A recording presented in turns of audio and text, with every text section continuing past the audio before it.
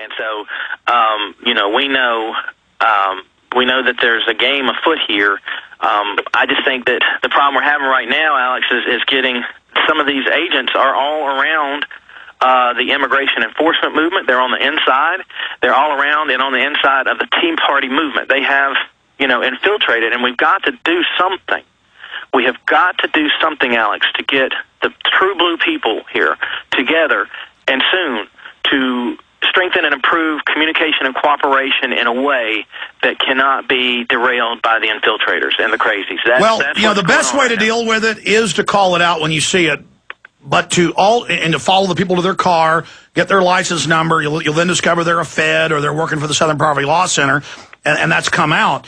But to also just continue to point out the AP article where these Democratic operatives in all 50 states organized and did go out. And it was also in New Mexico news. They even admitted to the news they would dress up like Nazis with racist signs, and they even admitted they were doing it. So as long as we explain to the public that most of this is provocateur, I think that's the most important message.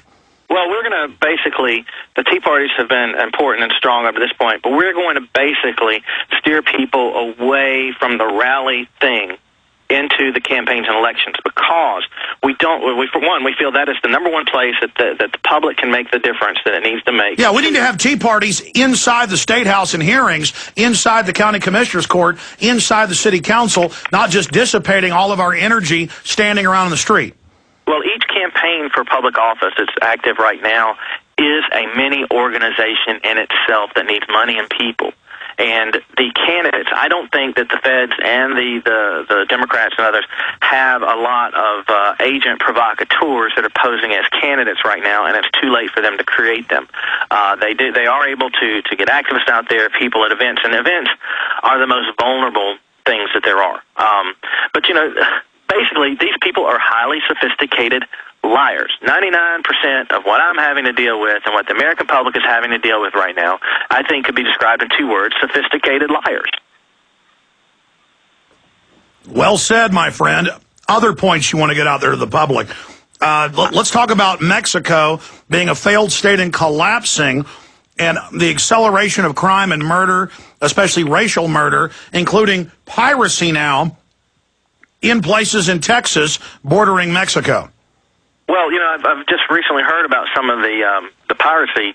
Some of the piracy I would describe as illegal immigration itself as a form of piracy of the American citizenry in many ways. Mexico, the death count, and the situation there. I'll tell you a story that I think you'll appreciate, Alex. I got a guy that pops on my website every now and then, says he's a young man in Mexico who likes video games, but is sympathetic to our cause, or so he says. But he always sends me pictures and images and things about how the club he was near got shot up by the Mexican gangs the other night with blah, blah, blah, people killed. So it's really hard for me to tell where this guy's coming from, but he sent me a message last week of a Los Zetas commando raid on a villa in Mexico where 5 to 15 cars rolled into this little town at 5:30 a.m., and apparently the government or the federales had some digital cameras set up that documented all this.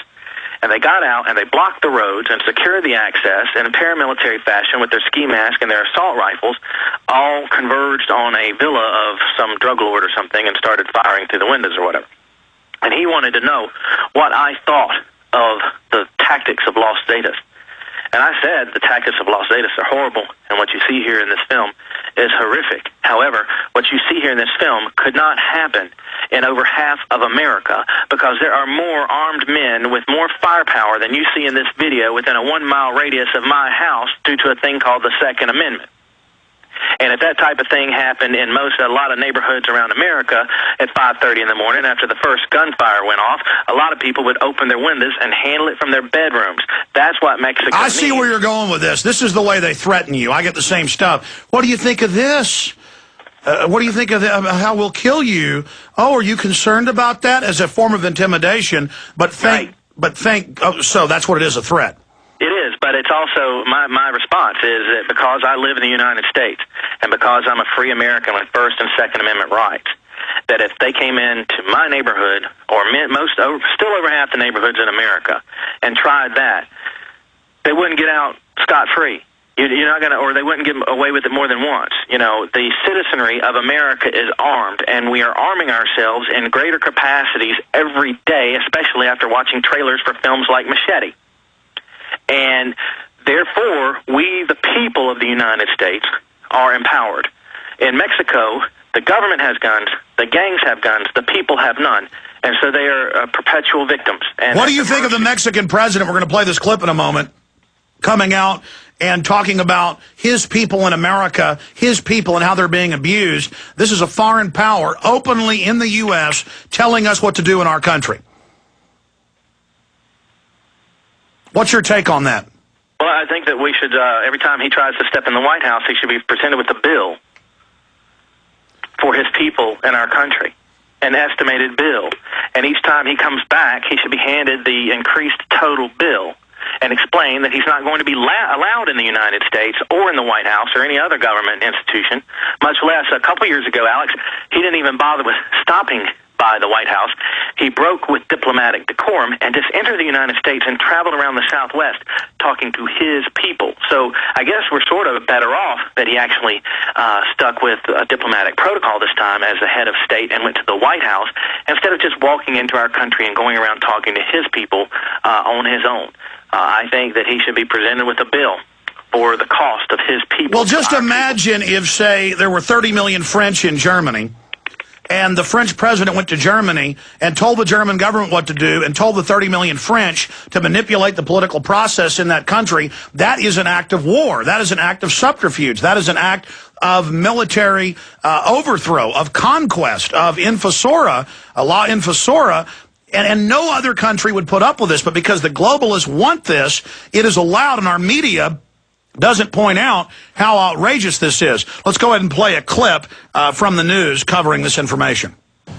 For his part, the Mexican president said some things that were a bit more restrained than what he has said in his own country, which he called the Arizona law, which has not yet to go into effect, an opening to hate and discrimination in that state. Here's what he said about Arizona's immigration law on the South Lawn. We can't do so with a community that will promote a dignified life in an orderly way for both our countries, who are some of them still living here in the shadows, with such laws as the Arizona law that is placing our people to face discrimination. Face discrimination in Arizona. That's one of the reasons the Mexican government has issued a travel warning. Any Mexicans who may travel to Arizona, even though, as I said, the law has yet. And now you've got these seditious boycotts by the city of Austin, and listen, I do tell people, even though I live here, boycott Austin because they're boycotting.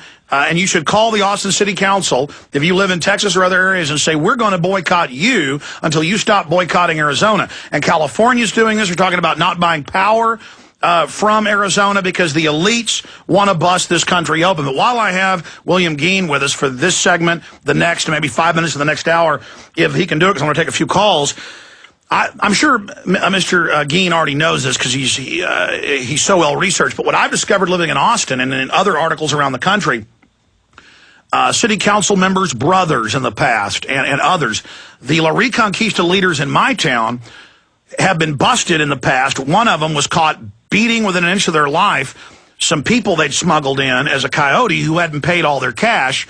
Others have been caught running whores in. Others have been caught running drugs in. And so really, this is just the Mexican mafia El Jefes who are here just over their people. They don't want them speaking English. They don't want them getting the Second Amendment. They want to keep them as slaves like they do in Mexico. And a lot of these La Reconquista leaders are just mafia criminals who are in political office. Well, I think you're absolutely right. One of the things, here we have the president of a failed state trying to tell us how to run our business. But I got to tell you, I hope he will keep issuing advisories for Mexicans and Mexico to stay out of Arizona. Matter of fact, at this point, till we get this thing settled and our people calm down and their people calm down, I'd like for Mexico, the Mexican government, to issue travel advisories against anybody coming to the United States, like we're issuing travel advisories against anybody going to Mexico. Right now, anybody that goes to Mexico for a non-emergency reason is either massively misinformed, uninformed, or an idiot. and they need to stay out. Our people need to stay out. Our dollars need to stay at home. Mexico needs to stay out of here. I like the fact they're telling people not to go to Arizona. That works just fine for me. And another thing I want to point out, Alex, is that the reason that you see so many cities boycotting Arizona is because right now the globalists responsible for this treachery in America, I'm telling everybody, all their chips are in. All their chips are in the center of the table right now. And their strong points have been these very liberal, big money city arenas where it costs a lot of money. You have to be a liberal, and you have to have a lot of money to get on the city councils to run a place like Boston and Los Angeles and New York. So these are the places where their globalist, no boundaries, no borders, agenda is still strong, and so they're showing every resource.